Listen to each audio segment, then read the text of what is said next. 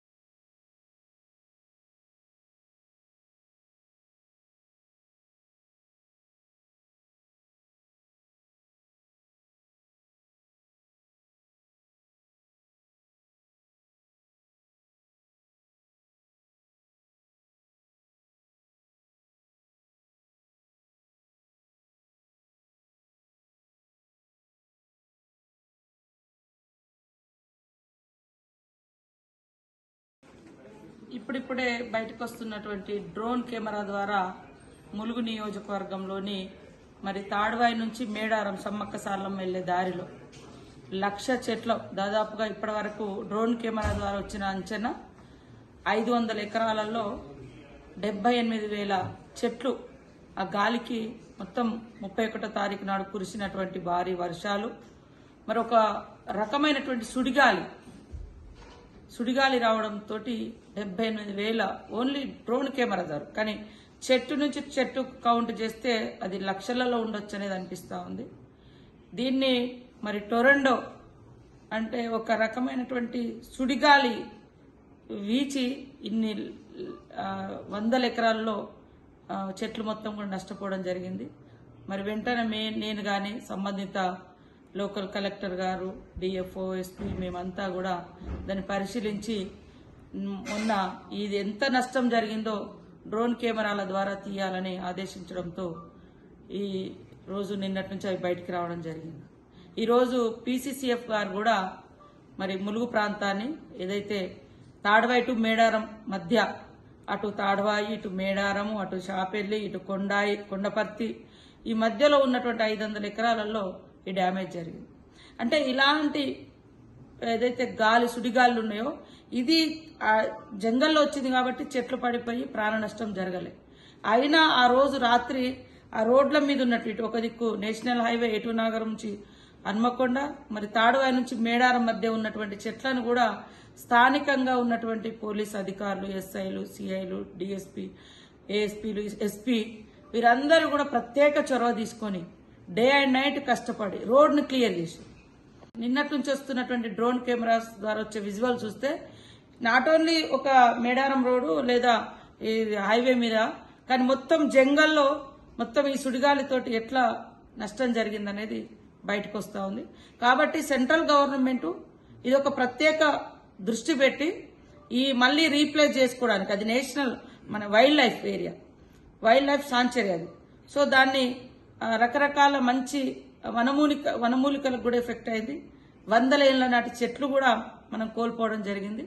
ఆ ప్రాంతాన్ని మరి ఇక్కడటువంటి కిషన్ రెడ్డి గారు, అదే సెంట్రల్ మినిస్టర్ గారు బండి సంజయ్ గారు ప్రత్యేక చొరవ తీసుకొని ఆ ప్రాంతాన్ని రీప్లేస్ చేయాలి, మళ్ళీ వాటికి నిధులను శాంక్షన్ చేయాలి. అదే కాకుండా దాని మీద ఒక పరిశోధన జరగాలని కోరుతా ఉన్నాం. ఇటు రాష్ట్ర ప్రభుత్వం నుంచి కూడా తప్పకుండా సీఎం గారి దృష్టికి నిన్న ఈ చెట్లు పడిపోయిన దృష్టి తీసుకెళ్లినాము. కానీ ఇంత అయిందనేది క్లియర్గా పిక్చర్స్ మాకు డ్రోన్ కెమెరాల ద్వారా తెలిసింది. సో ఇది కనుక ఊర్ల మీదకి వచ్చుంటే దాని ఎఫెక్ట్ ఒక కొండపర్తి విలేజ్ మీద రావడంతో ఒక 5-10 ఇండ్లు డ్యామేజ్ అయితే వెంటనే నేను, కలెక్టర్ గారు, ఎస్పీ గారు, స్థానికంగా ఉన్నటువంటి మండల స్పెషల్ అధికారులు మేమందరం విజిట్ చేసి వాళ్లకు సపోర్ట్ చేసి కొంత ఆర్థిక సాయం, కొంత సాయం మేము అందుబాటులో ఉన్నంత మేరకు మేము అక్కడ లోకల్గా నిన్న కూడా చేయించడం జరిగింది. ఇట్లాంటి నష్టం ఈ సుడిగాలి నిజంగా మేడారం మీద కనుక వచ్చుంటే ఇవాళ ఆ ఊరు అసలు ఆనవాళ్ళు కూడా ఉండేది కాదనేది ఇప్పుడు మాకు భయం ఇస్తుంది. సో ఇలాంటి సుడిగాలులు ఏ ఏ ప్రాంతాల్లో వచ్చే అవకాశాలు ఉన్నాయో ముందస్తు కూడా పరిశోధన చేయాల్సిన అవసరం ఉంది.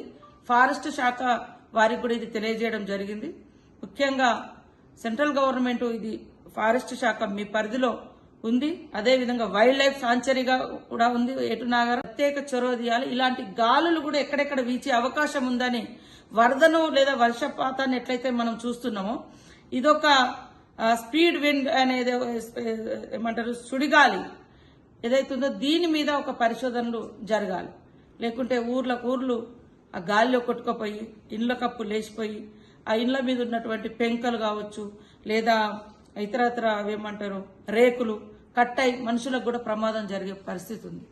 కాబట్టి మేము ముఖ్యంగా సెంట్రల్ గవర్నమెంట్ ఈ రాష్ట్రంలో జరిగినటువంటి ఈ యొక్క వర్షపాతం కానీ వరదలు కానీ రాష్ట్రంలో గతంలో ఎక్కడా లేనట్టుగా జరిగినటువంటి మేడారం ప్రాంతంలో జరిగినటువంటి చెట్ల గాలితో హననం, ఈ గాలితో ఈ చెట్ల హననం జరిగింది.